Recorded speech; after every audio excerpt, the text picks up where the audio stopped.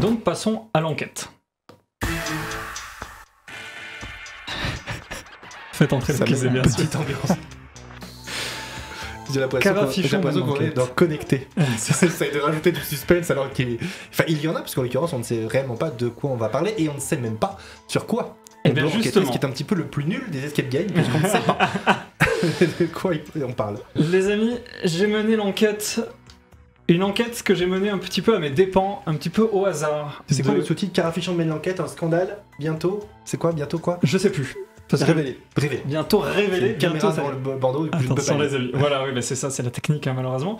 Donc Rick et Morty, vous avez vu un petit peu le design de ces personnages, un scientifique un petit peu fou, avec des cheveux n'importe comment. Une sorte de doc. Voilà, exactement. Et son acolyte, Morty, plus jeune, un petit qui va l'accompagner. C'est des aventures interdimensionnelles qui se passent dans chacun des épisodes. Cette série, gardez ça bien en tête, est sortie la saison 1 en 2013. J'espère que la musique me couvre pas ma voix, mais je pense pas. Moi, je t'entends en tout cas ça fait un petit peu largement assez bien par rapport à ce que c'est intéressant pour l'instant. Vous allez voir, attention. Alors, moi, je suis abonné à des pages un petit peu cheloues de fans de cinéma qui vont déterrer des choses qu'on n'a jamais déterrées. Est-ce que c'est une enquête que tu as menée toi-même ou est-ce que tu es tombé sur un article? Non, je suis tombé sur une image.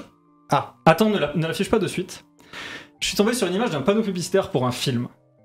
Et de là est sortie mon enquête. Et regardez ça. Oh! Mettez vos montres pour l'automne 2012.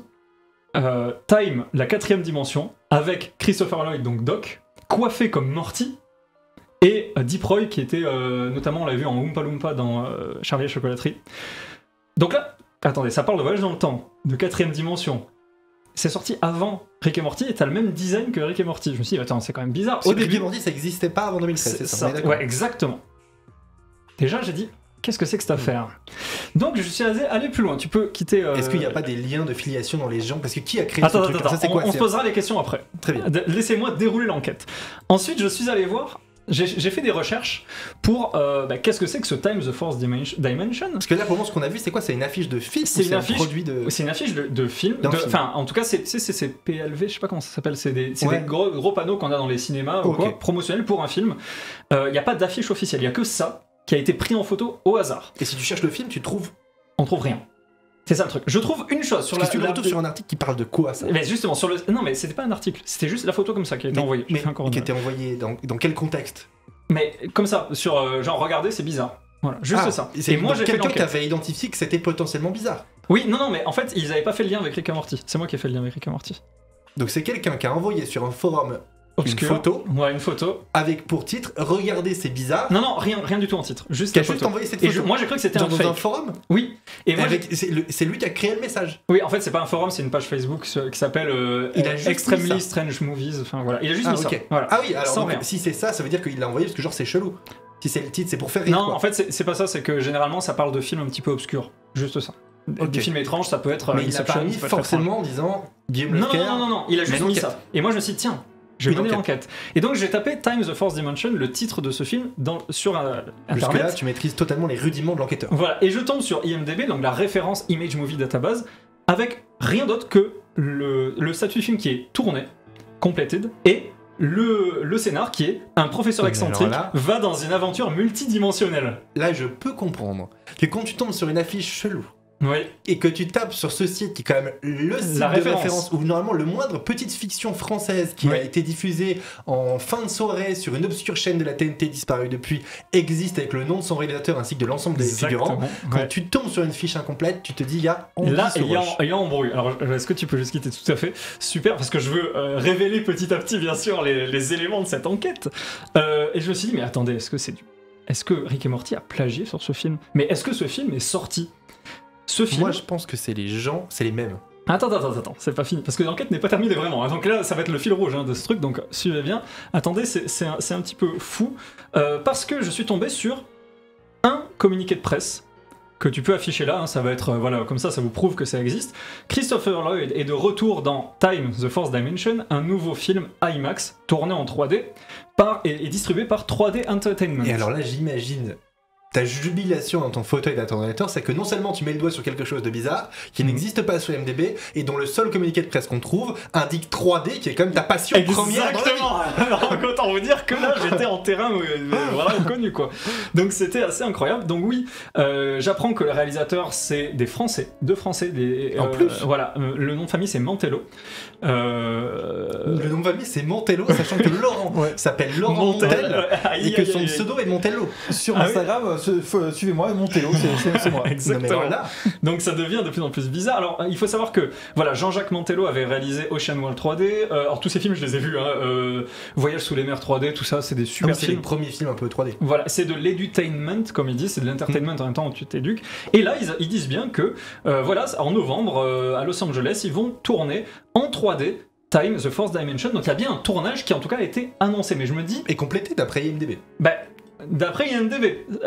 Mais justement, quand je vais aussi sur... Alors là, je crois que j'ai pas le lien. Si, j'ai le lien. Quand je vais sur le lien de Wikipédia de cette société de distribution 3D Entertainment, j'ai... Attention, toujours en production, Time, The Fourth Dimension.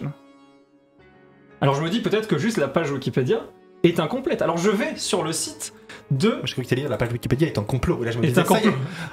Je vais sur le site de 3D Entertainment, le site de le distributeur. Et là, qu'est-ce que je vois ? Ben, je vois tout, sauf Time, The Fourth Dimension. Y compris des vieux films y compris des très vieux films qui étaient créés vraiment même avant Avatar. L'affiche du film fait vraiment penser à un truc, alors j'ai mal vu, mais ça fait penser à un vieux truc des années 2000, bien sûr. Et on a l'impression que l'affiche a pas vraiment été faite, en fait. C'est bizarre. Exactement, je vous rappelle l'affiche, hein, elle est là.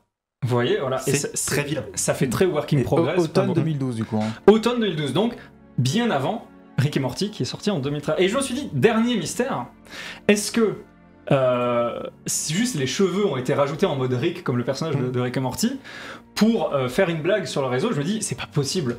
Et là, je tombe sur la seule photo de tout Internet de tournage de ce film. Regardez. Ah, il y a vraiment ce design. On a Rick et Morty là. Voyage dans le temps. Un professeur excentrique qui va dans des trucs des multivers, coiffé comme Rick, avec un jeune comme Rick. Enfin, un jeune, il est pas forcément jeune, mais en tout cas un petit assistant, quoi.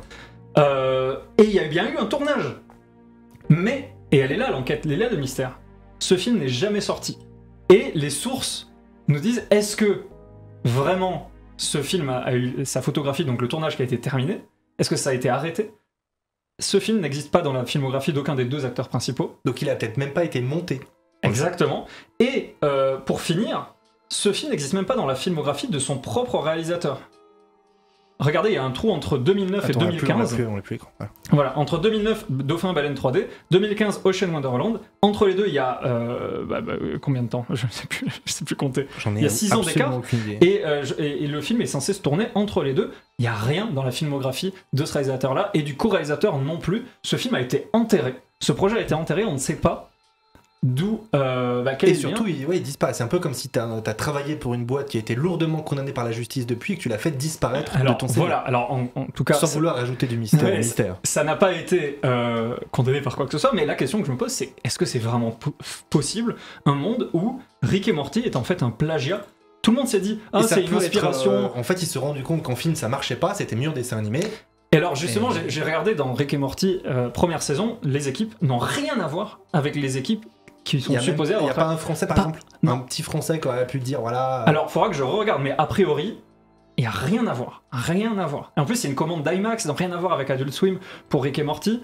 Je vous rappelle l'image si vous venez d'arriver que j'ai trouvé. Donc il n'y a pour l'instant pas de réponse. Sachez que j'ai contacté... Donc en fait on ne va pour l'instant... Non mais c'est le début d'un grand... non, j'ai révélé au grand jour cette question, mais c'est le début d'un grand fil rouge sur cette chaîne. On aurait dû appeler cette émission Hold Up, ne serait-ce que pour la conclusion de cette enquête. Non, mais je voulais vraiment vous en parler parce que je trouve ça complètement dingue. Est-ce qu'on est en train de trouver un plagiat, si c'est une inspiration énorme? Est-ce qu'il y a des gens qui ont travaillé dans les deux? J'ai envoyé un mail aux deux réalisateurs et au chairman, au CEO, au PDG de 3D Entertainment. Pour l'instant, j'ai aucune réponse, mais je vous jure, On essaiera de les avoir dans cette émission. Si j'arrive à les avoir, ce serait exceptionnel. Avec des perruques. Avec des perruques et une voix transformée, s'il y a un effet. Mais j'ai vraiment envie d'aller au bout de ce mystère. Est-ce que Rick et Morty est un plagiat d'un film qui n'est jamais sorti? Et est-ce que si c'est un plagiat d'un film qui n'est jamais sorti, est-ce que c'est un plagiat? C'est la question. Non, mais c'est la vraie question. Est-ce que parce que ça a été abandonné, mais que c'était quand même une bonne idée, ça valait le coup de le faire en... Parce qu'en vrai, je pense que le film aurait été une pure merde. Ah oui, bien sûr, ça mais après... tu vois, et donc du coup, est-ce que finalement, tout n'est pas bien qui finit bien? Oui, alors je sais pas. Mais en tout cas, je voulais finir avec cette enquête qui m'a tenu en haleine un petit peu toute cette semaine, parce que j'ai vraiment cherché, j'ai écumé des sites mais bizarres et tout, et pour l'instant, rien d'autre à part ces deux images, donc le PLV... C'est un petit peu, je trouve, voilà. Par l'intermédiaire de cette enquête, on peut élargir à toute la problématique du journalisme feignant moderne. C'est-à-dire que les gens pensent qu'ils font des enquêtes, qu'ils tapent sur Google, et quand la réponse n'existe pas noir sur blanc sur Google... Bah, j'ai contacté les intéressés. Bah oui, la source directe, et je me suis dit... La décence aurait voulu que tu attendes les réponses et qu'on fasse ce sujet. Mais non, justement, si très choqué. Parmi vous, les 10 qui nous regardaient, là, vous tous, les 10 qui, ça fait 2 heures qui nous parlent, qui nous écoutent parler d'une actu cinéma inexistante pour avoir la réponse à une enquête qui elle-même est inexistante. Non, c'est le début d'une enquête, c'est le début de ce fil rouge, et je pense que personne ne plagiera cette émission tellement elle est nulle. En tout cas, voilà. Cette émission aussi est sur fond vert d'ailleurs. Oui, tout à fait, ça ressemble à la photo et ma coupe de cheveux ressemble de plus en plus. Ah oui, au personnage de Christopher Lloyd, tout à fait. Donc voilà, c'était pour vous faire part de l'avancée de ce grand mystère qui peut-être nous tiendra en haleine pendant un petit moment. Je compte bien harceler gentiment les... Mais c'est vrai, c'est intéressant. Je me plais là dans ma tête à imaginer tous les types de réponses qu'on pourrait avoir. De la réponse de oui, c'est librement inspiré parce que le mec se dit il n'y a pas de risque et voilà. À la réponse outrée, des gens qui disent c'est vrai, ils nous l'ont piqué. Et ouais, c'est ça. Et nous sommes en procès. Ce qu'il faudrait en fait, c'est envoyer un mail à Rick et Morty. Il faudrait trouver un avocat ou quelqu'un. Est-ce qu'il y a une base de données juridiques de tous les atteintes à la propriété intellectuelle pour savoir s'il y a déjà eu un procès? Ça se trouve, je sais pas. Ils ont déjà eu un procès, ils l'ont déjà gagné. Ou non, il n'y a pas eu de procès parce qu'ils ont signé une clause de confidentialité dans laquelle ils s'engagent à ne jamais révéler. Oui, parce que Christopher Lloyd n'en a jamais reparlé. Et donc ils l'ont effacé et ils ont signé, ils ont pris le chèque. Et c'est terminé. On n'en sait rien. Là, on est en train de faire du journalisme BFM. On se base sur des... Est-ce qu'il faudrait pas qu'on mette quand même quelqu'un... Parce que... Moi, j'ai envie qu'on ait un expert. Ils ont signé la clause de confidentialité. Ils ont empoché 2 millions. Ils empochent encore, ça se trouve, 10% à chaque diffusion de Rick et Morty. Oh là là. Jusqu'ici, tout allait bien. Et Guillaume Lescar arrive là. Il fout un bordel monstre qui met en péril leur projet. Est-ce que ta vie n'est pas en danger? Est-ce que c'est pas le moment où il faudrait que nous te surveillons nous-mêmes avec notre carrure qui permet de dissuader l'ennemi? Tout à fait. Bah, en tout cas, voilà, on vous tiendra bien au courant sur l'avancée de cette enquête. Même si on n'a pas d'infos. Voilà, mais tout à fait, il y aura toujours un encart. Carafichon mène l'enquête avec la musique de Faites entrer l'accusé derrière. C'est très très très important ça pour moi. Et donc, tout ça pour vous dire, je crois qu'on est bon. Il nous reste Mediapart si jamais. Il y a French Leaks qu'on peut utiliser. Tu envoies ça sur French Leaks de manière anonyme. Parce que le fait de l'avoir révélé dans Carafichon, c'est quasiment anonyme. On l'envoie et on laisse faire des professionnels. Non, je pense que là, on tient le bon bout, si je puis me permettre l'expression. Donc, on ira jusqu'au bout de cette enquête et j'espère qu'elle nous mènera. Peut-être même qu'on fera un live à Los Angeles dans les studios de 3D Entertainment pour clôturer cette enquête. Qui sait? En tout cas, n'hésitez pas à sub pour que ça arrive. Évidemment. Parce que sinon, ça finance ça. La grande enquête. Une promesse, un besoin de financement. On l'a vu, il faut 200 000 € pour faire un bon documentaire. Tout à fait. Et si on gagne un procès de plagiat, on reverse aux abonnés un pourcentage de ce qu'on a gagné. Pas mal. Et là, on tient un truc. Voilà.